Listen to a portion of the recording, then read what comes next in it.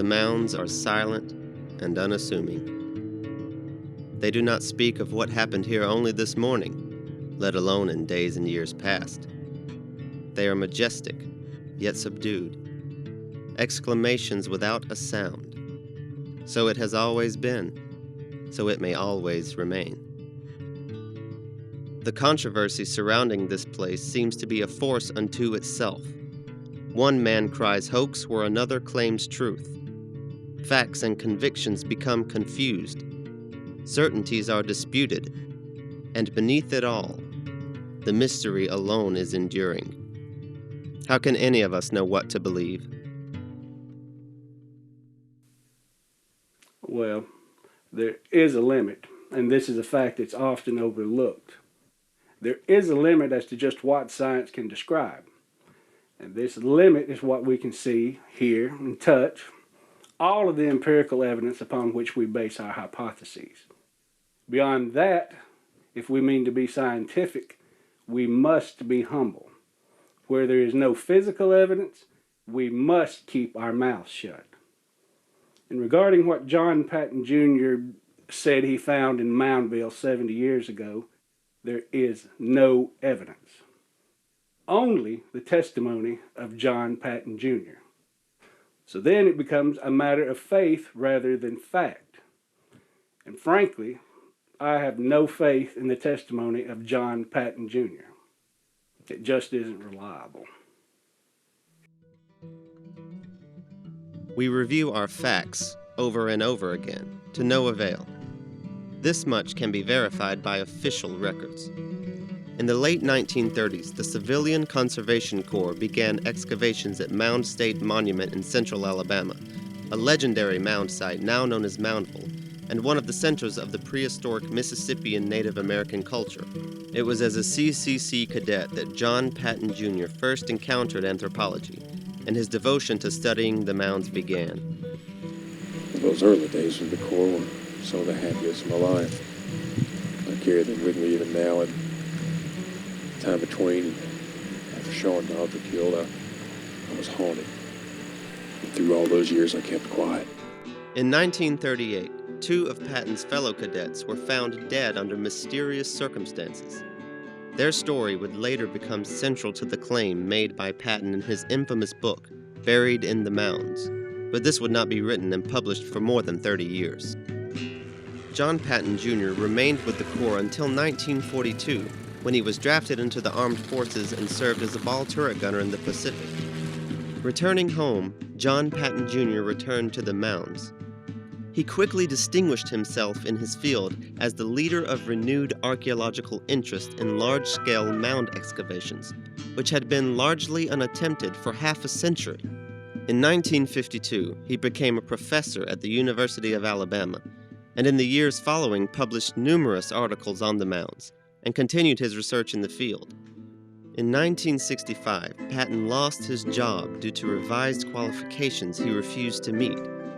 Exactly why he refused is still unclear. He retired from anthropology completely and remained out of the public's eye for nearly 10 years. It's at this point that the facts abandon us. In 1973, Buried in the Mounds was published. The book detailed Patton's alleged discovery of evidence that early man was connected to extraterrestrials. Evidence in the form of anomalous skeletal remains. He claimed that this discovery was also the cause of the deaths of his two fellow cadets, and that it explained the cryptic message left by Tim Shaw in his makeshift tomb, "I found the Genesis." The book sold over 1 million copies to a fascinated public, but almost immediately the text was scrutinized by legitimate scientific institutions. The Alabama Archaeological Council even held a hearing in which Patton's entire body of work, a great collection of innovative archaeology, was discredited. After this, the whole affair began slowly fading from public memory. John Patton Jr., well, some folks say he's crazy or did something unethical just for money. Well, people say a lot of things, all based on the book, but since most of them haven't even read the book, they base their opinions on what they've heard about the book. Nobody knows, nobody cares that he was the one person who really did love that place, Moundville. the mounds, their history, the people who built them, all of it. It was his life, and people think he just threw it away, but it was taken by ignorant, closed-minded realists and rationalists. Someone says the word alien, and it is a freaking witch hunt. But you got to look at the thing critically.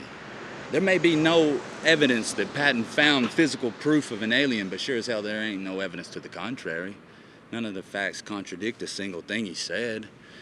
If you think about it carefully, they actually support him. You know, Dobbs and Shaw's death, the writing on the cave wall, I found the Genesis. Now, what could that mean? According to Patton's book, somewhere in this mound, the anomalous remains, neither animal nor man, are, or at least were, buried. There has been no official attempt to recover them. The outlandishness of Patton's claims are by themselves enough to make most doubt. Sadly, the ridicule that was heaped on him in his time by scholars and media alike was only the natural human response to such a great, fearful unknown. But still, none of this bears any meaning as proof. In fact, a close examination of the facts does support Patton's testimony. Newspaper articles and police reports pertaining to the two cadets' deaths confirm Patton's story of finding their bodies in every detail. His story also provides the most plausible explanation for their deaths, and for Shaw's mysterious writing on the wall. Not a black market deal gone wrong. After all, the stolen artifacts were recovered at the scene, and this still wouldn't explain the cryptic message. Not a madness resulting from Shaw's severe fever, for this wouldn't explain the writing either. Only a horrible fear is a plausible explanation. A horrible despair at what must have seemed a horrible discovery. The face alone was a terrible thing to see. So strange, so inhuman. But to realize that Shaw must have what this thing actually meant. The implications of this evidence. I suddenly found new meaning in the words of fear and trembling.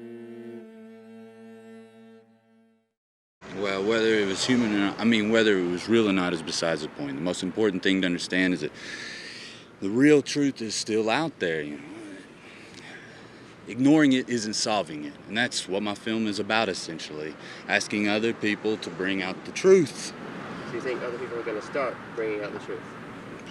Well, yeah, the process has begun, yes. People are starting to ask questions about Moundville again. Maybe some people aren't asking wrong questions, but everybody's seeking the truth. What are you, but a truth seeker? What would you be doing if you hadn't seen my film? They were all too eager to crucify John Patton Jr. without any investigation or critical thought given to him or his ideas. Whether or not something unnatural is buried in Moundville is not very important to me. What's important to me is that people understand the power of the mob to control the truth and how dangerous that is in all aspects of life.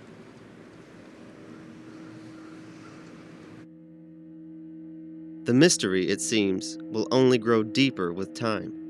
How can anything be certain? Who and what can we trust? John Patton Jr.'s claims or popular belief? Our faith or our skepticism? Our hearts or our minds? These questions could go on forever, but they come at a dead end with no possible answers. Certainty has become a fleeting, ephemeral thing. The French writer André Gide said, "Believe those who seek the truth. Doubt those who find it. Let no man of sound judgment say that the truth is within his grasp. He who claims such will be proven a fool." And yet, what else can we do? We are all of us driven to our despair by our own desperate souls. If there is a truth, it falls to fate or chance for the truth to make itself known. And until it does, we are lost, eternally seeking the truth that lies buried in Moundville.